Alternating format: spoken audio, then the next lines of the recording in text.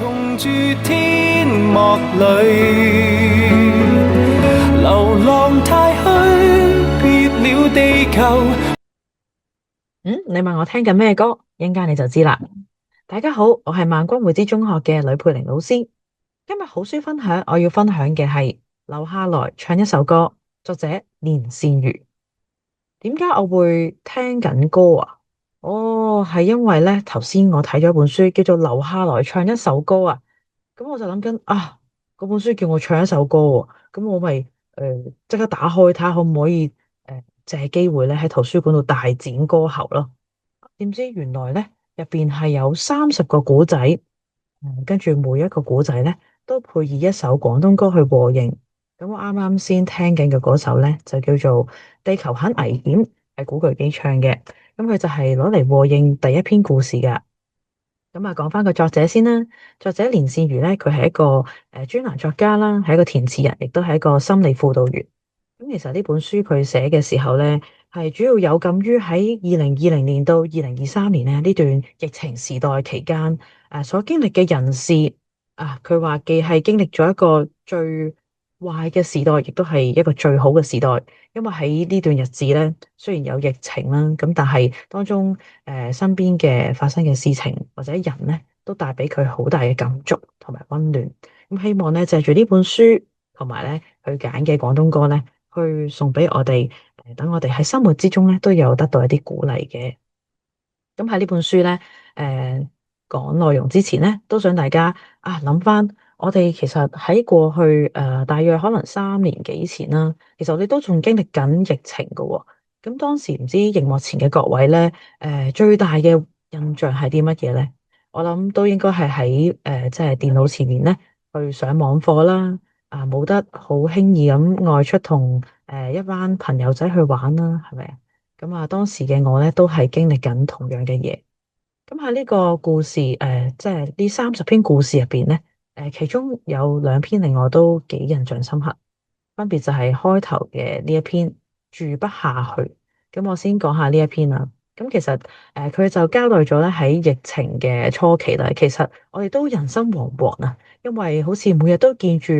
有新一單嘅確診個案啊，好似一出街咧就隨時會有染疫嘅風險，周圍都係病毒，就好似古巨基唱嘅呢首《地球很危險》咁樣啊，好似周圍咧都唔係一個安全嘅地方。咁呢個古仔好特別嘅，佢係用貓嘅一個視覺去寫，就寫佢嘅主人咧，因為早前去參加呢個演唱會啦，咁當中有其中一個觀眾咧係被即係確診咁樣，咁所以咧呢個貓嘅主人咧連帶都要留喺佢棟大廈嗰度接受檢疫。咁與此同時，其實故事咧都渲染住一種好不安、好緊張嘅情緒啊，因為入邊有提到呢個主人嘅屋企咧就不斷每日都播住新聞啦，每日都聽住有幾多個確診個案咁啦，咁而呢個貓嘅主人咧都係由一個好擔憂嘅心情咧轉移咧去到一個適應咗呢一種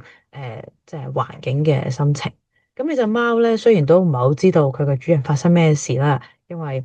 始終動物佢哋都係唔明白我哋人類嘅世界，但係咧佢知道佢主人咧係經歷緊一啲唔開心或者係一啲焦慮嘅情緒，咁佢就表示咧，就算呢個世界幾咁危險咧，佢都希望可以陪住佢嘅主人。咁呢一份動物陪伴嘅溫暖咧，都係好值得我哋去紀念嘅。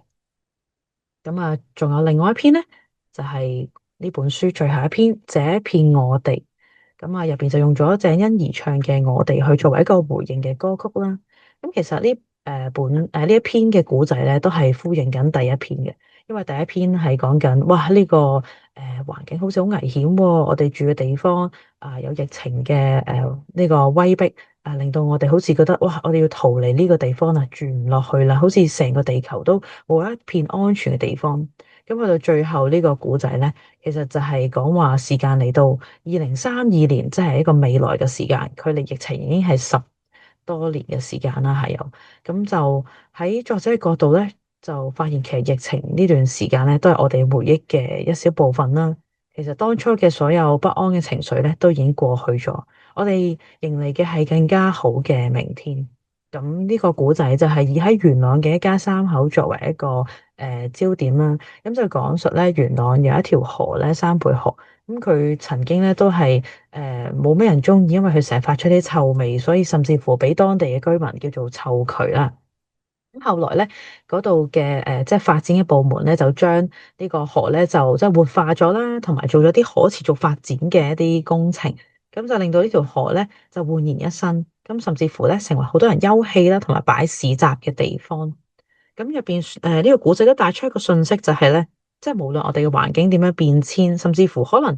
就好似有呢條臭渠咁樣啦，都未必令人即係中意。咁但係我哋其實之所以對呢個地方，我哋仲保留住一絲嘅即係不捨啦、牽掛，我諗其實係在於咧，呢個係我哋成長嘅地方，同埋我哋身邊有最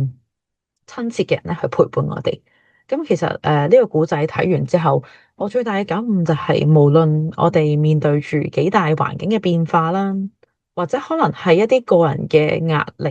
例如係學業嘅壓力，或者可能係我哋即將要面對一啲新嘅環境啊，可能係我哋要升學啦咁樣。咁我哋固然係有一啲不安嘅情緒，咁但係咧，我哋都要記住，我哋身邊咧依然有一啲好愛我哋嘅人啦，同埋一啲好令人暖心嘅事件去鼓勵住我哋嘅。咁所以咧，我諗呢本書亦都可以帶俾我哋一啲啟發，就係喺我哋面對逆境嘅時候，我哋可以用一個點樣嘅心情去看待佢咧？都希望大家喺圖書館揾到呢本書嘅時候咧，可以一路聽歌，一路去睇入邊嘅文字，希望入邊嘅文字可以觸動到你嘅內心。我今日嘅分享就係咁多啦，多謝大家。